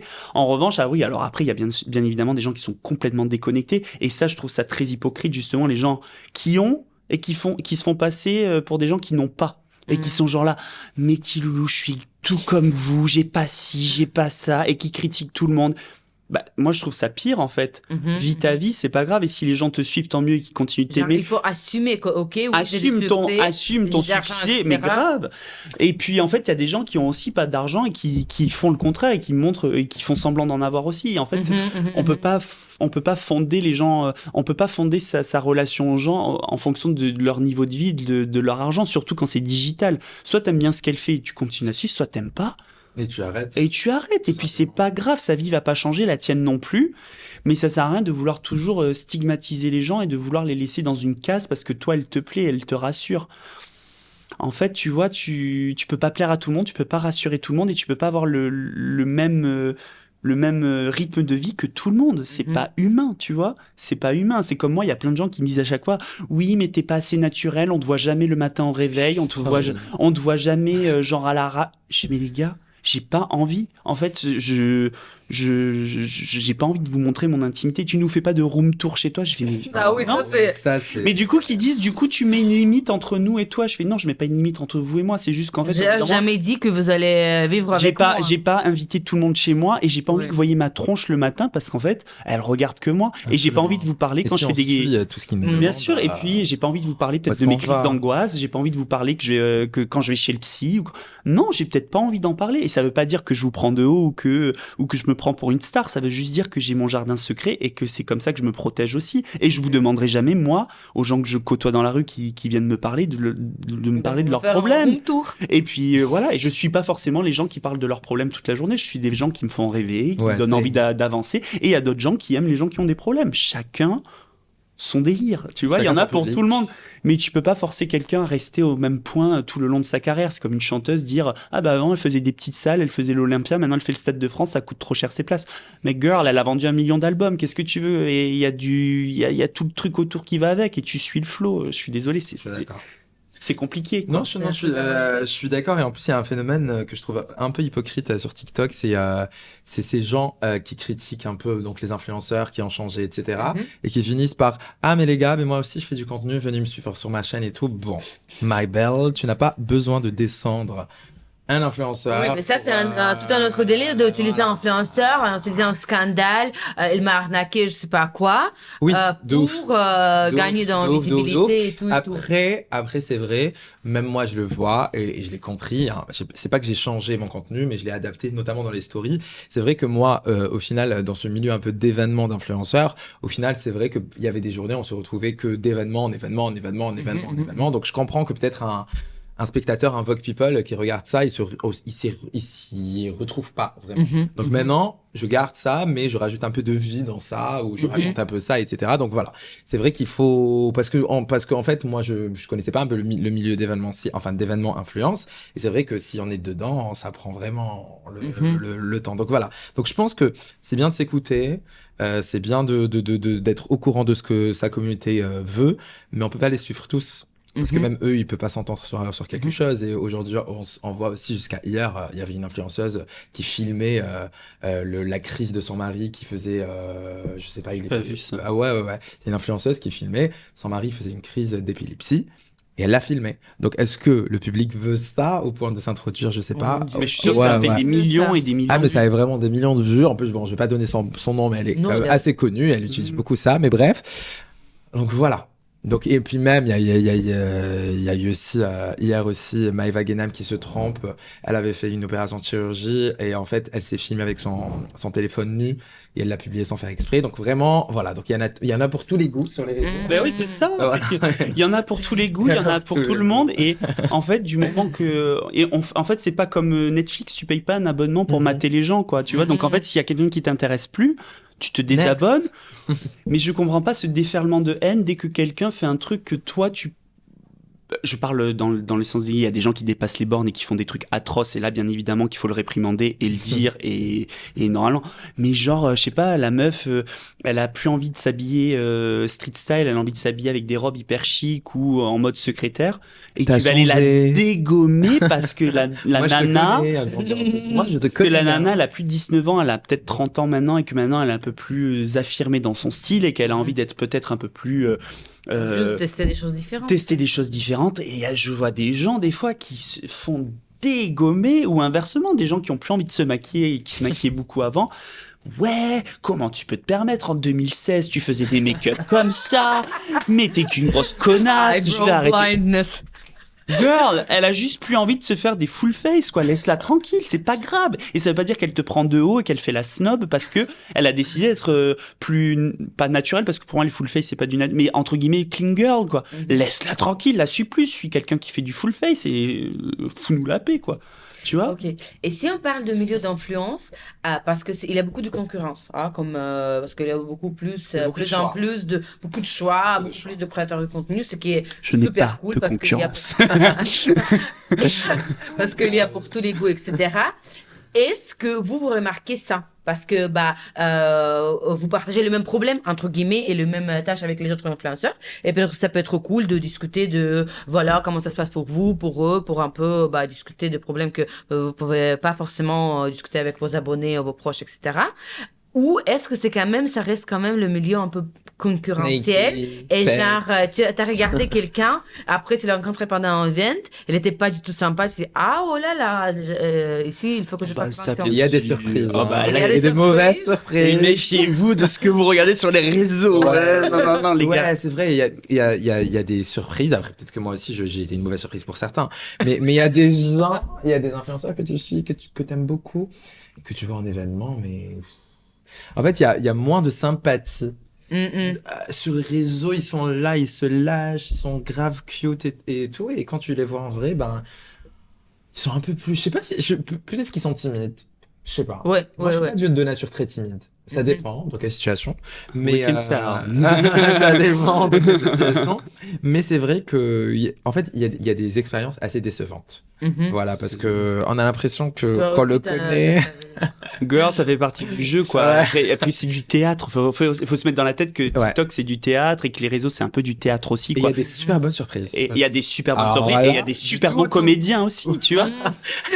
Et c'est comme des Je- acteurs au cinéma, ils jouent des rôles où ils sont trop sympas, trop mignons et tu les vois en vrai, c'est des vrais connards.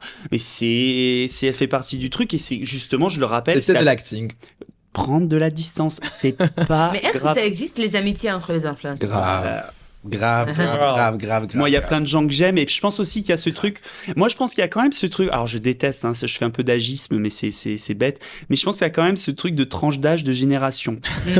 Tu vois, j'ai l'impression que c'est un peu plus le bordel de la nouvelle génération là. J'ai l'impression qu'ils se tirent un peu les cheveux actuellement. c'est Nous, on vrai. a pratiquement le même âge et Absolument. tu vois, c'est un peu plus chill parce que j'ai l'impression que tu vois les gens qui ont connu peut-être avant TikTok. Je pense que c'est surtout l'ère TikTok qui a un peu réveillé un peu tout ce côté un peu concurrence, combien tu fais, toi, t'es invité, pas moi. Bon, ça l'était déjà avant, mais moins parce qu'il y avait peut-être moins d'opportunités avant, il y en avait moins. Et je pense qu'on faisait tous des trucs avant aussi, tu vois, la Absolument. plupart du temps. On Et existait. je pense que les gens qui ont démarré leur vie et leur carrière et leur métier avec TikTok, je pense que ça procure un sentiment qui est un peu spé quand même. Tu vois, t'es un peu propulsé sur le devant de la scène, t'as de la lumière sur toi, t'es invité T'es partout, jeune. tu gagnes de l'argent, t'es pas managé forcément à la perfection dès le début. Donc forcément que ça peut entraîner des petits combats de coq à droite à gauche. Moi, je le vis pas. Parce que peut-être que je suis une vieille et que je l'assume et je suis ravi d'être une vieille dans ce milieu et que j'ai pas de bon, peut-être que j'y porte pas d'intérêt, peut-être que quand je vois des gens qui sont pas très sympathiques ou que je vois qu'on n'est pas trop dans le même délire ou pas ouvert à la discussion, bah je vais parler à quelqu'un d'autre, tu vois, tu l'as bien vu, on a fait plein d'événements ensemble. Quand on tombe sur des pétasses, ben on dit ah bah tiens, bon c'est pas grave, qu'elle fasse la pétasse dans Bah, son coin et nous on va boire du champagne et on vit notre life quoi. Je pense que c'est le plus important quoi, parce qu'au pire qu'est-ce que tu veux faire? C'est donner un peu de l'intérêt où c'est recherché, tu vois. C'est des gens qui cherchent un peu cette lumière-là aussi de tout le monde, c'est de se paraître un peu inaccessible, un peu genre badass bitch, alors que c'est pas très, c'est un peu cheap, hein. Je vous le dis, hein. C'est cheap, les gars. Les Anna Wintour, c'est plus à la mode. Du tout. Grave. Même si Anna, c'est le biggest icon, il y a qu'elle. Oui. On peut pas Anna, lui voler c'est sa Anna. place. Anna is Anna. C'est qui vous inspire? Comme influenceur, Ouais. comme influenceuse un peu. Moi, j'aime beaucoup Samia Mabiche. J'aime beaucoup. Je trouve Mais que Bibi. c'est une nouvelle ère d'influenceurs où alors là, elle fait tout. Et vraiment, elle fait de la mode, du lifestyle. Elle va parler aux personnes dans la rue. Elle nous confie sur sa vie. J'adore l'écouter. J'aime beaucoup. En plus, c'est ma copine. J'aime beaucoup Anaïe aussi. Anaïe, c'est ma copine. Et j'aime beaucoup son culot d'aller parler aux gens dans la rue. Qu'est-ce que j'aime aussi? J'aime beaucoup. Il y a beaucoup de gens. Il y en a plein. Ouais, il y en a plein auxquels j'y pense.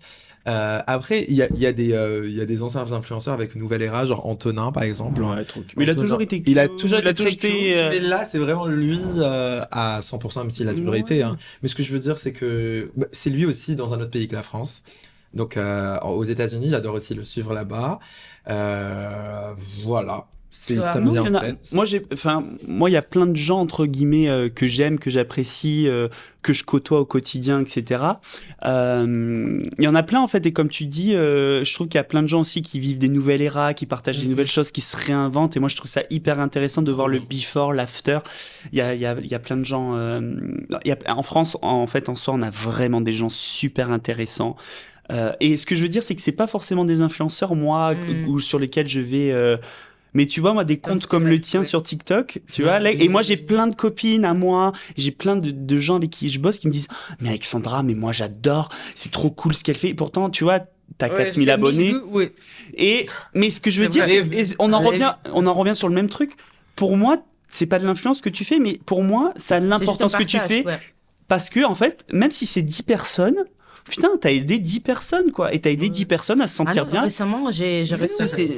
Mais c'est génial! Une C'est personne génial! c'était une femme de Tunis qui a dit oui, en fait, vous montrez que la mode c'est pour tout le monde. Bah Je dis oui, bah bien sûr que Bah la oui. mode c'est pour tout le Bah monde oui. parce que genre je fais 44 et la mode c'est pas pour Bien moi. sûr. Bah oui. Bien La sûr. mode, parce qu'à la fin, il faut vendre tout ce qu'on fait, c'est pour vendre le vêtement. Et les vêtements, c'est pour tout le monde. Tout le monde s'habille le matin. Et voilà, c'est pour tout le monde. C'est pas pour quelqu'un Bien qui sûr. fait que 36, etc.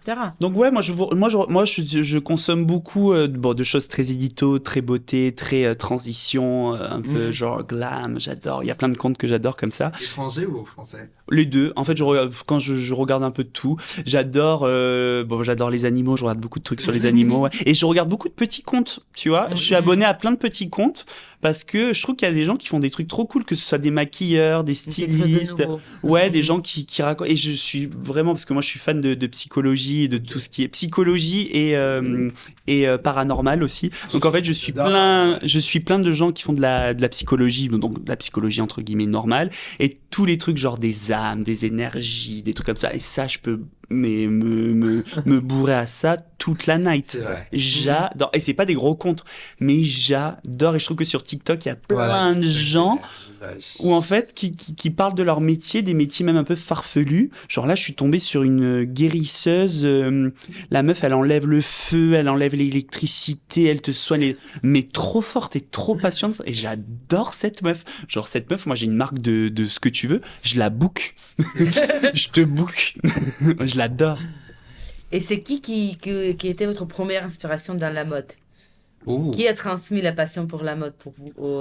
En influx ou en général? Non, en général, parce que j'imagine que si on fait tous de la mode, c'est par passion. Et ça veut dire que c'est né quelque part, la passion pour la mode. Qu'est-ce que vous avez regardé quand vous étiez ado, enfant, votre mère, votre grand-mère, des magazines de mode, c'était quoi? Toi, c'était Vogue? Moi, c'était Vogue, of course. Vogue, of course. Oh girl! Groundbreaking.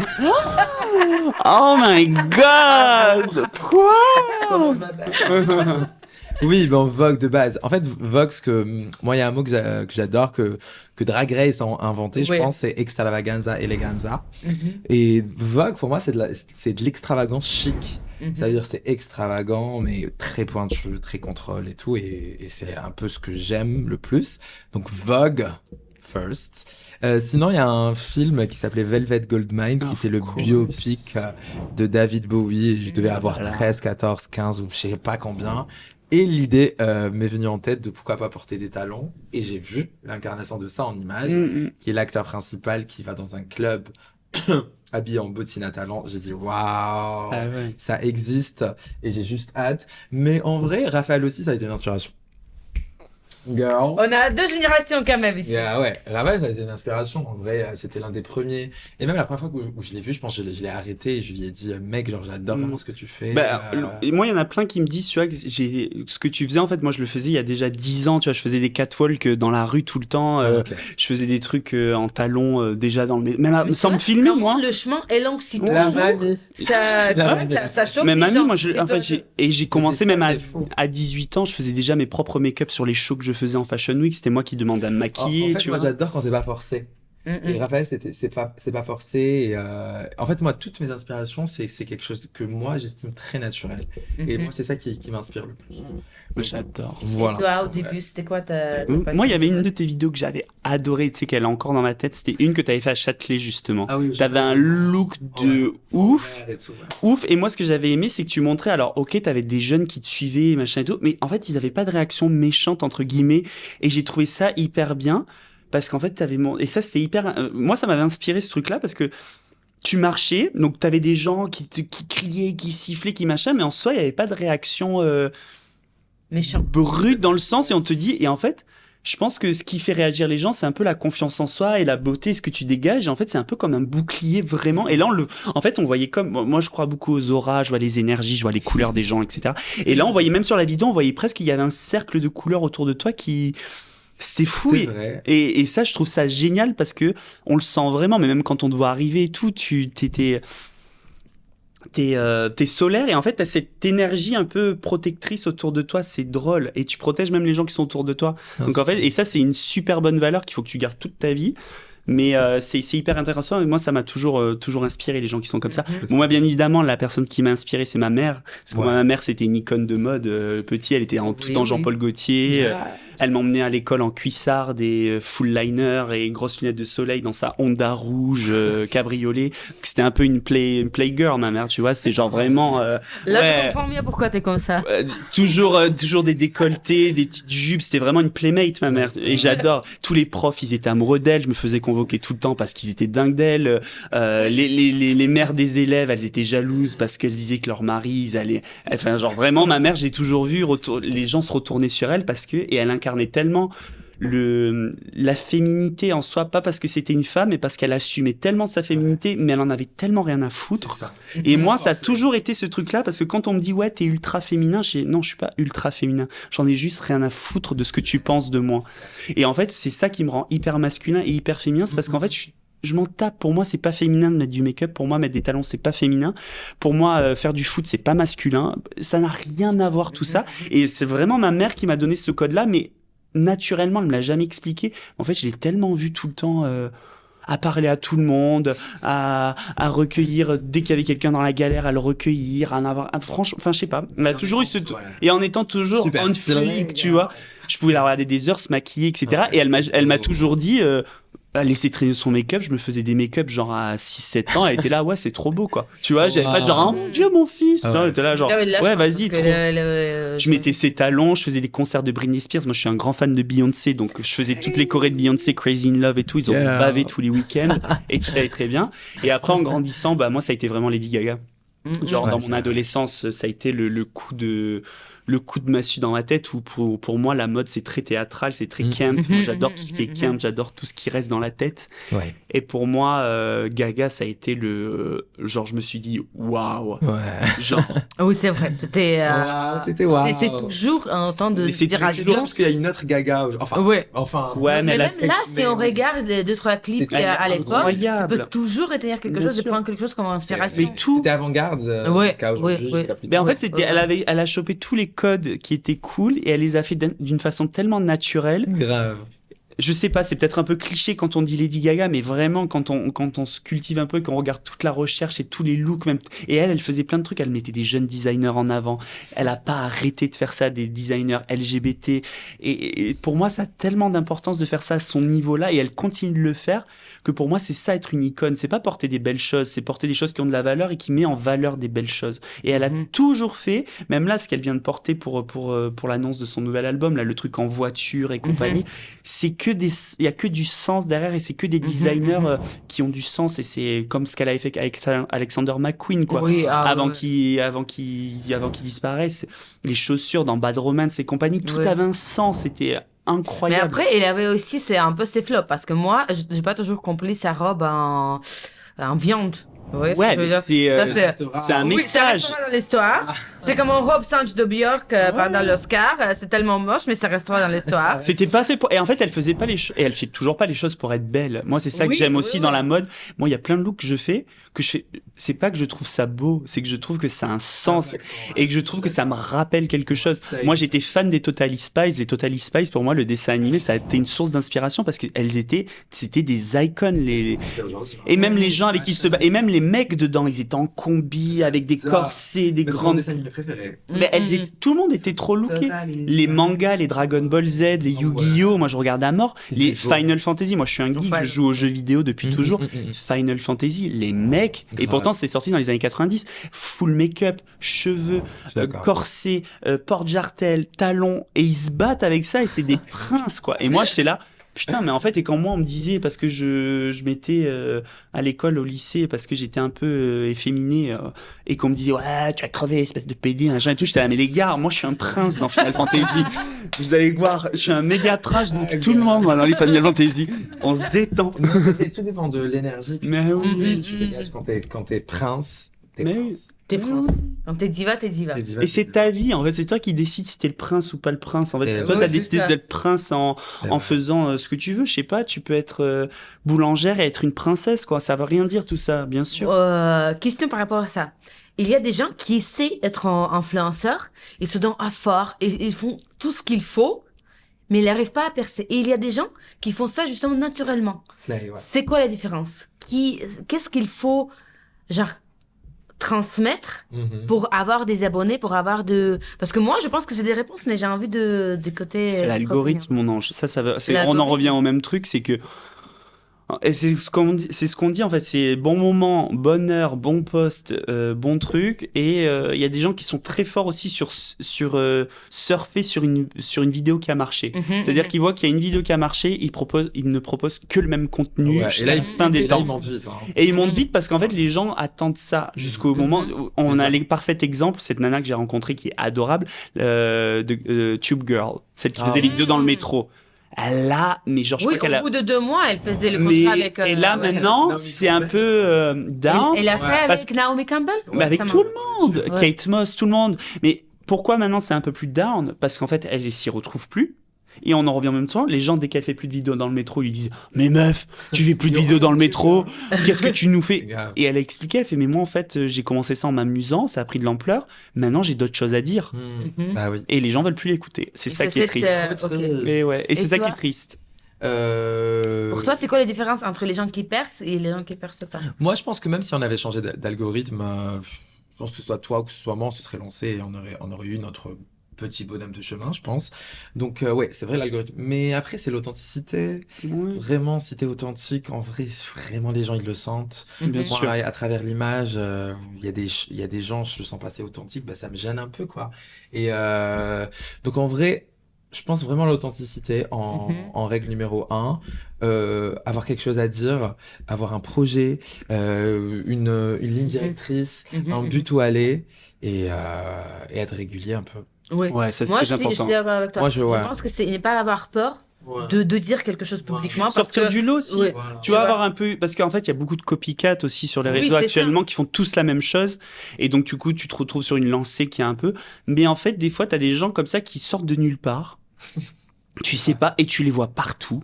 Mais parce qu'ils ont ce petit truc que t'as jamais. Samia Mabiche. Pourtant, tu vois, elle a pas révolutionné, mais en fait, elle a son truc à elle et elle en a rien à foutre. Et en fait, c'est elle. Et quand tu la vois en vrai ou pas en vrai, c'est pas comme Marine Terriblement, tu vois. Elle arrive avec son truc, tu vois. Pourtant, c'est la petite nana, la petite blonde, toute jolie, etc. Elle aurait pu rester dans ce carcan. Mais en fait, elle a rien à foutre. Elle a fait ses looks, elle a dit, je vous emmerde que ça marche ou que ça marche pas. Moi, je suis trop contente de ce que je fais. Et ciao. Mais Marine, elle compte aujourd'hui. Mais oui. Mais Marine... Mais il y en a plein et c'est bien. Un garçon stupide, c'est pareil, tu vois ce que je veux dire? Il a pris son truc et il s'est mis dans le coche et il s'est lancé dans ça et il a tenu et il est régulier et il propose des choses. Je pense que régularité et stabilité, parce que tu dois avoir en foi dans le contenu que tu fais, même si ça marche pas d'un seul coup, même si tu dis oui, mais j'ai fait comme elle, et pourquoi ça ne marche pas? Parce que j'ai voulu faire comme elle, c'est pour ça. Ouais, c'est pour ça, tu vois. Non, il faut que tu fasses ce que toi, tu as envie de faire. Et après, il faut que tu fais ça régulièrement. Et après, voilà, je pense que c'est ça. C'est ça, voilà. Mais bien sûr. Et bah écoutez, qu'est-ce que vous faites quand vous rentrez à la maison après un gros event, Fashion Week, etc., quand la batterie sociale est un peu épuisée? C'est quoi votre truc pour un peu se ressourcer? C'est quoi votre truc préféré? Je sais pas, hiberner sur le canapé, regarder un dessin animé, je sais pas quoi. En vrai, moi, je suis assez classique, ouais. Je suis assez classique. Moi, je pense que je regarde une série sur Netflix, un film. Ah non, sinon j'appelle mes proches au téléphone. Quand même. Ça, c'est très important. J'ai l'impression d'être à la Starac en disant ça. La minute téléphone, genre. Non, en vrai, oui. En vrai, quand je rentre après une Fashion Week, je raconte vraiment à mes amis les plus proches, à mes parents. Mes parents, je leur parle genre 20 000 fois par jour. Donc voilà, ouais, les deux, hein. Que ce soit mon père ou ma mère. Mon père, je le montre pas sur les réseaux, mais on a exactement la même relation qu'avec ma mère. Genre, C'est fusionnelle. chouette. Et donc voilà, donc j'appelle mes parents, je mange bien et je regarde une bonne série, un bon film, mais voilà. Toi, Raph? Alors moi, j'ai mes petits animaux à la maison. Mes vies, Donc ça, direct, c'est les animaux. c'est des quoi? J'ai un chihuahua et un chat que j'ai sauvé, les deux. Mes petits vies, babes. je les aime trop. Et moi, alors quand je suis vraiment pas bien, j'ai dit, je suis un peu une sorcière, je me soigne avec les pierres, donc je sors toutes mes petites pierres, je fais mes petites incantations, je régénère mon aura, etc. Je fais mes petites douches au gros sel, etc. Je m'enlève tout ce qu'il faut pas, truc bidule. Donc je fais mes petites pierres, mes petites machins. Et généralement, quand je suis très très fatigué, je bouffe très mal. Moi, C'est quoi ton... Oh girl. C'est quoi ton Des commande à McDo? Franchement, ah non, c'est même pas McDo, c'est dégueu. Ouais. Ah, franchement, c'est des C'est mix, quoi? c'est des Ouais, mix les dégueux. gens. Non, je peux même pas en parler, c'est trop Non, long. non. Non, mais des trucs genre Ouais. dégueux, je me commande vraiment de la bouffe de merde, hein, soyons honnêtes. Commande et c'est dégueu. Non, mais genre c'est vraiment, bon, genre vraiment, j'en ai C'est pas genre de envie. malbouffe, quoi. Mais Ouais. c'est genre la bouffe rassurante, C'est quoi. comfort food, oui. Ouais, Exactly. Moi aussi, des fois, je te demande vraiment que t'as besoin de... Il me faut du du gras. Ouais. du salé, après du sucré et tout. Ou Voilà. sinon, ce que je fais pour descendre un peu en pression, c'est que je range tout mon maquillage. Ça, c'est un truc. Alors, je Ça, c'est bien. déteste faire le ménage. Mais alors, ranger mon maquillage, j'adore regarder les vidéos de rangement de make-up déjà, ça me relaxe. Et j'adore ranger mon maquillage. Mais genre, j'adore trier par couleur, par highlighter, pour machin. J'adore faire ça. Et ça, vraiment, ça me détend de ouf. Okay. Ou sinon, j'envoie des messages à Alexandra, je suis là, Alexandra, alors là, ça va plus du tout. Alors là, je vais te dire un truc, ça va. Ouais. Et j'attends qu'Alexandra me rassure. Voilà. Voilà. Ok. Et toi, ma belle? Bah un peu comme ça dépend. Si je suis vraiment très épuisée, la première chose c'est douche parce que j'ai Ah bah besoin ouais, de ah oui, d'enlever ah. cette énergie. Girl, parce ça, que si j'avais même pas c'est, besoin de le voilà. dire. Chaud. Et après Bien douche chaud, bien chaude, canapé, chat, mari, Netflix, basta quoi.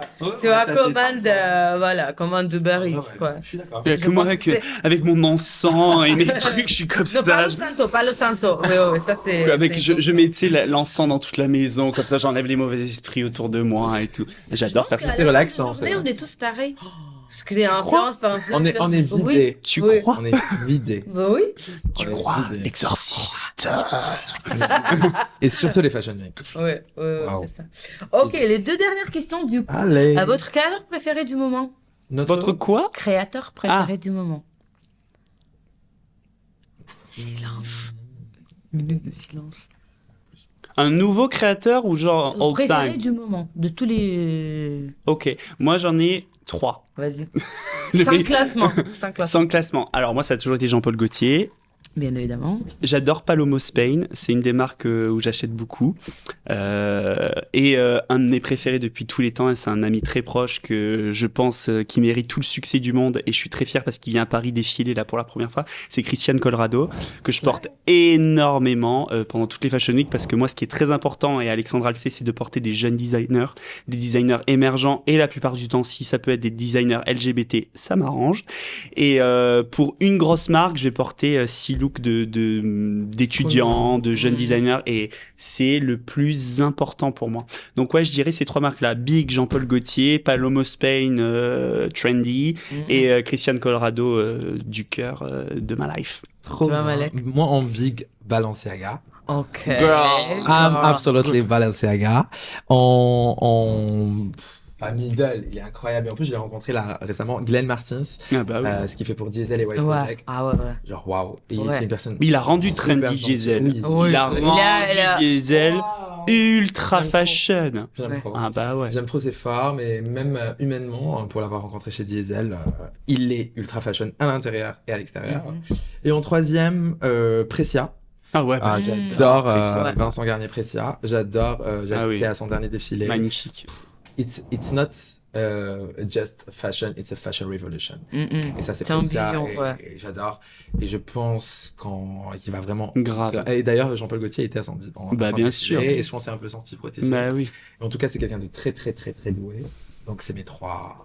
Et j'adore On aura tout vu aussi. On Mm. aura tout. J'adore On aura tout vu parce que pour moi, c'est une des, pas une des seules, mais une des rares marques françaises qui fait du camp et du vrai camp. Et qui garde sa ligne et qui depuis des garde. années, des années, Et des c'est années. un show. des années. Et c'est Ouais, du un show et les vêtements sont du show. Moi, C'est ça me vrai. fait plaisir parce que, ok, alors c'est too much, c'est tout ce que vous voulez, c'est des fois compliqué à porter, ça brille, c'est trop. Oh, mais Ça c'est, gratte. mais merci de faire des choses qui nous donnent envie d'être quelqu'un, qui nous donnent envie de se transformer, d'être des créatures. Enfin, pour moi, on aura tout vu, c'est du Lady Gaga, quoi. C'est vraiment les Ils ont prémices. habillé plusieurs fois les Mais filles, bien bah, sûr, ouais. ils ont habillé Christina Aguilera, là, ils viennent de faire tout le truc pour Beyoncé. Enfin, on s'en rend pas compte, mais et puis c'est tout fait à la main, c'est tout fait dans des ateliers. Ils ont toujours gardé ce truc très familial. Je les adore et j'adore porter leur look. Ouais, on a porté pas mal de notre. Ok, dernière question. Le meilleur conseil pour les gens qui veulent travailler dans la mode ou... Le faites pas. On aura tout vu. Faites des études. Bifurquez, ne le faites surtout pas. Prévoyez un psy. C'est vrai. Mon Dieu, oui. Un conseil pour les gens qui veulent travailler dans la mode, bah déjà faites-le. Déjà faites-le et puis vraiment lancez-vous. En vrai, vous pouvez vraiment créer la différence. On n'a pas encore tout vu au final. Vous pouvez arriver, être une sorte de vraiment nouvelle révélation, créer tout à fait quelque chose. Je pense qu'il y a de la place pour tout le monde, même si c'est un métier un peu de snaky, de pet, de touchy, mais je pense que c'est un métier aussi humain. Avec fond. beaucoup de cœur, avec beaucoup de Mm. passion. Moi, quand je vois vraiment, genre, même nous, entre nous trois, et quand on se voit dans les événements, on est là, on se sauter dessus. À... La caméra n'est pas encore éteinte. Ah, mais... À se crêper les On chignons. en parle après, Raphaël, entre nous, parce que- Bon, c'est bon, c'est fini, les gars. Mais vraiment, c'est un métier où vous allez rencontrer des super personnes. Hein. C'est un métier où il faut se lancer, il faut avoir du culot, il faut défiler dans les rues, why not? Et vraiment, faites-le. Faites-le, Mais grave. faites-le. Et si vraiment vous avez envie de le faire, sachez que vous êtes chanceux d'avoir vraiment cette passion au fond de vous. Que vive la mode! Mais grave. Non, et puis il y a plein de, comme tu le disais très bien, la place pour tout le monde. Ah ouais. Et il y a tellement de chemins différents. En fait, la mode, c'est quoi? C'est tellement vaste, la mode. La mode, c'est tout en soi. La mode, c'est tout. Ça peut être tout et n'importe quoi. Et en fait, il faut juste se donner les moyens. C'est très important parce que c'est quelque chose qui prend du temps. Je le disais, émotionnellement, ça peut être compliqué Prenant. à gérer des fois. Mais c'est un métier qui, je pense, doit rester humain, doit rester dans le partage, doit rester dans l'empathie, dans la bienveillance. Il y a beaucoup de monde qui l'ont un peu oublié, mais je pense que c'est un métier qui, à la base, c'est de la bienveillance. C'est un métier, la mode, que tu sois styliste, mannequin ou quoi, c'est un métier de service, entre guillemets. Tu habilles des corps, tu essayes de mettre en valeur des personnes, et toi, quand tu es mannequin, quand tu es influenceur, tu essayes de prôner tout ça, de prôner les images, de mettre du sens à tout ça, et c'est très important de garder vos valeurs, de jamais vous dire oh, faut pas que je dise ça comme ça, il faut peut-être que je pense autrement. En fait, si vous voulez influencer les autres, il faut jamais vous laisser influencer. Mais influencer, pas dans le sens négatif où tu dois croire comme moi et faire comme moi. C'est genre, moi je pense que ça c'est bien. Si toi t'estimes que ça peut être bien ou mieux dans ta vie, c'est comme un couple en fait, l'influencer. Si ça t'apporte du mieux dans ta vie, c'est que c'est un bon couple. Si ça te fait te poser des questions, crasse. Donc en fait, mariez-vous avec vous-même déjà et vivez votre best life. Oui, c'est ça. Portez des paillettes, portez des talons, n'en portez pas, on s'en fout. Oui. Mais surtout, respectez-vous tous. On vit dans un climat qui est complicated. Et la mais- mode nous sauve. Hein. Ouais. C'est un Et la carrément mode, la quelque beauté, tout le monde nous sauve. Ouais. Et je pense qu'aussi, on fait aussi un peu office de porte-parole par rapport à tout ce qu'on fait. Et c'est très important. Et tout ce que tu fais, c'est très important aussi parce que tu parles beaucoup de nous, mais tu es un peu une influenceuse pour moi aussi. Ouais. J'aime pas ce terme. Moi, c'est plutôt créateur de Créateur de contenu. contenu. Content, please. Mais c'est très important. Et je pense je pense que ce qui devrait l'être de plus en plus, c'est de mettre en valeur les gens qui donnent du sens à ce métier au lieu de mettre toujours en valeur des gens qui rabaissent ça pour faire de l'audimat. Slay. Allez, Period. Period, bitches! Merci Vague, beaucoup, vague, les vague. infos. Avec une petite chanson. And I hear Will always Love you. Vogue you. Allez, merci beaucoup. Thank you, Bah babe. écoutez, trop bien. Trop C'est- bien. Je pense que c'était le meilleur. Allez, Bah, Ah ouais, allez.